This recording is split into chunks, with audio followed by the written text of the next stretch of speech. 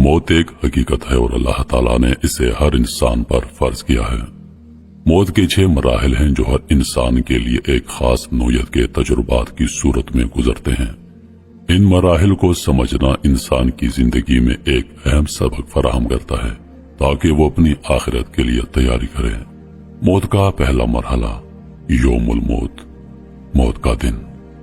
موت کا دن وہ ہوتا ہے جب اللہ تعالیٰ انسان کی زندگی کا خاتمہ کر دیتا ہے۔ اللہ تعالیٰ اپنے فرشتوں کو حکم دیتا ہے کہ وہ اس کی روح قبض کریں۔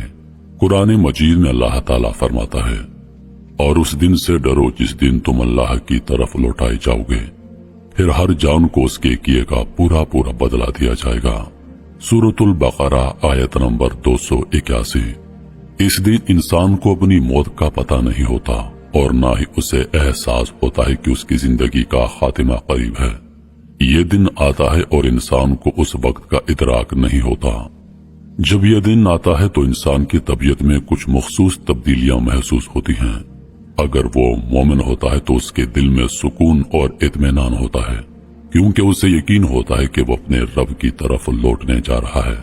اگر وہ گناہگار ہوتا ہے تو اس کے دل میں بے سکونی اور بے چینی محسوس ہوتی ہے، جیسے اس کے دل میں بوجھ ہو۔ یہ وہ وقت ہوتا ہے جب انسان کے سامنے آخرت کی حقیقت کھلنے لگتی ہے اور اس کے ارد گرد موجود فرشتے اس کی روح قبض کرنے کے لیے آتے ہیں، لیکن انسان انہیں نہیں دیکھ پاتا۔ شیاطین اور جنات ان فرشتوں کو دیکھتے ہیں لیکن انسان ان سے بے خبر رہتا ہے۔ دوسرا مرحلہ روح کا تدریجی طور پر نکلنا۔ یہ مرحلہ انسان کی زندگی کے اختتام کے قریب ہوتا ہے۔ روح کا نکلنا شروع ہوتا ہے اور یہ عمل انسان کے جسم کے نچلے حصے سے شروع ہوتا ہے۔ یہ مرحلہ معمولی طور پر جسم کی مختلف حصوں سے گزرتا ہے، جیسے کہ پاؤں کے تلووں سے شروع ہو کر ٹانگوں اور گھٹنوں سے ہوتے ہوئے سینے اور ناف تک پہنچتا ہے۔ اس مرحلے میں انسان تھکن، چکر اور بے چینی محسوس کرتا ہے اور جسمانی طاقت میں کمی آنا شروع ہو جاتی ہے۔ اس وقت انسان کا دل اور دماغ اس حقیقت کا ادراک نہیں کرتا کہ روح جسم سے نکل رہی ہے، لیکن اس کی جسم کی حالت بتا رہی ہوتی ہے کہ اس کی زندگی کا وقت ختم ہونے کو ہے۔ انسان جب اس کیفیت میں ہوتا ہے تو وہ اپنی آخری لمحوں کی تیاری میں نہیں ہوتا۔ تیسرا مرحلہ ترقی کا مرحلہ۔ یہ وہ مرحلہ ہوتا ہے جب روح کا نکلنا جسم کے اوپر والے حصوں تک پہنچ جاتا ہے۔ قرآن مجید میں اس کا ذکر یوں کیا گیا ہے، ہرگز نہیں جب روح حلق تک پہنچ جائے گی اور کہا جائے گا کون جھاڑ پھونک کرے گا، اور وہ سمجھے گا کہ یہ جدائی کا وقت ہے، اور ایک پنڈلی دوسری پنڈلی سے لپٹ جائے گی۔ سورۃ القیامت آیت نمبر 26 اور 29۔ یہ وہ وقت ہوتا ہے جب انسان کا جسم مکمل طور پر بے جان ہو جاتا ہے اور روح جسم سے باہر نکلنے کے قریب ہوتی ہے۔ انسان اس مرحلے میں موت کے قریب ہونے کا ادراک کرتا ہے، لیکن وہ پھر بھی زندگی کی امید میں رہتا ہے اور بقا کی کوشش کرتا ہے۔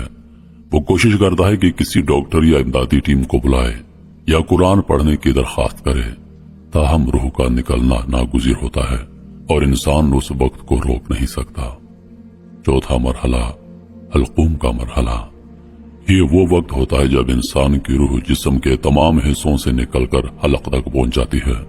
قرآن مجید میں اللہ تعالیٰ فرماتا ہے، پھر کیوں نہیں جب روح حلق تک پہنچ جائے اور تم اس وقت دیکھ رہے ہو اور ہم تم سے زیادہ قریب ہیں لیکن تم دیکھ نہیں سکتے۔ اس مرحلے میں پردے ہٹنے شروع ہو جاتے ہیں اور انسان اپنے ارد گرد فرشتوں کو دیکھنے لگتا ہے۔ یہ وہ وقت ہوتا ہے جب انسان آخرت کی حقیقت کو پوری طرح سمجھنے لگتا ہے۔ اس مرحلے میں انسان اپنے تمام اعمال کی توبہ کرتا ہے اور اللہ سے معافی کی دعا کرتا ہے۔ یہ وہ لمحے ہوتے ہیں جب شیطان انسان کو بہکانے کی آخری کوشش کرتا ہے اور وہ اللہ سے پناہ مانگتا ہے، اور کہو اے میرے رب، میں شیطان کے وسوسوں سے تیری پناہ مانگتا ہوں اور اس سے بھی کہ وہ میرے پاس آئیں۔ سورۃ المومنون آیت نمبر 97 اور 98۔ پانچواں مرحلہ ملک الموت کا داخلہ۔ یہ وہ وقت ہوتا ہے جب انسان کو یہ سمجھ آتا ہے کہ موت کا عمل مکمل طور پر شروع ہو چکا ہے۔ اللہ تعالیٰ فرماتا ہے، اور جن کی روحیں فرشتے سختی سے نکالتے ہیں ان کے چہروں اور پشتوں پر مارتے ہیں۔ سورۃ المحمد آیت نمبر 27۔ اگر انسان مومن ہے تو اس کی روح نرمی سے نکلتی ہے، جیسے پانی کا قطرہ مشکیزے سے نکلتا ہے۔ اللہ تعالیٰ نے اس کے بارے میں فرمایا، اے اطمینان والی روح، اپنے رب کی طرف لوٹ، راضی اور مرضی اور میرے بندوں میں شامل ہو جا اور میری جنت میں داخل ہو جا۔ لیکن اگر انسان گناہگار ہوتا ہے تو اس کی روح سختی سے نکالی جاتی ہے اور وہ عذاب کی کیفیت میں مبتلا ہوتا ہے۔ وہ اللہ سے اپنی غلطیوں کی معافی چاہتا ہے، لیکن اللہ کے حکم سے اس کا پچھلا عمل کا حساب لیا جاتا ہے۔ چھٹا اور آخری مرحلہ روح کا مکمل طور پر نکلنا۔ یہ وہ وقت ہوتا ہے جب انسان کی روح مکمل طور پر جسم سے نکل جاتی ہے۔ گناہگار انسان موت کے وقت اللہ سے یہ درخواست کرتا ہے، اے میرے رب، مجھے واپس بھیج دے تاکہ میں نیک عمل کر سکوں۔ لیکن اللہ تعالیٰ فرماتا ہے، ہرگز نہیں، یہ صرف ایک بات ہے جو وہ کہہ رہا ہے، اور ان کے پیچھے ایک پردہ ہے قیامت کے دن تک۔ سورۃ المومنون آیت نمبر 99 اور 100۔ قرآن مجید میں اللہ تعالیٰ فرماتا ہے، اور موت کی سختی حق کے ساتھ آئے گی، یہی وہ ہے جس سے تم بھاگتے تھے۔ یہ وہ آخری مرحلہ ہوتا ہے جب انسان اپنی تقدیر کو سمجھتا ہے اور اس کے لیے اس کے اعمال کا حساب شروع ہو جاتا ہے۔ موت کا یہ سفر ایک ایسا عمل ہے جو ہر انسان کے لیے انتہائی اہمیت رکھتا ہے۔ ان مراحل کے دوران انسان کو اپنی آخرت کی تیاری کی ضرورت ہوتی ہے۔ مومن کے لیے یہ ایک سکون کا لمحہ ہوتا ہے جب وہ اللہ کے قریب پہنچتا ہے، جبکہ گناہگار کے لیے یہ ایک اذیت بھرا عمل ہوتا ہے۔ ان مراحل کے ذریعے انسان کو اپنی زندگی کے بارے میں غور و فکر کرنے کی دعوت دی جاتی ہے تاکہ وہ اپنی زندگی کو بہتر بنائے اور آخرت کی تیاری کرے۔ موت ایک ایسا موضوع ہے جس پر ہر انسان ہمیشہ خاموش رہتا ہے، مگر ہر شخص کے دل میں اس کا خوف، تجسس اور تشویش ہمیشہ موجود رہتی ہے۔ ہم میں سے کوئی نہیں جانتا کہ موت کا وقت کب آئے گا، اور نہ ہی ہم اس لمحے کی حقیقت کو مکمل طور پر سمجھ پاتے ہیں جب روح جسم کو چھوڑ کر اپنے آخری سفر پر روانہ ہوتی ہے۔ لیکن قرآن و حدیث میں اس انتہائی عمل کی تفصیل دی گئی ہے جس سے ہم موت کہتے ہیں۔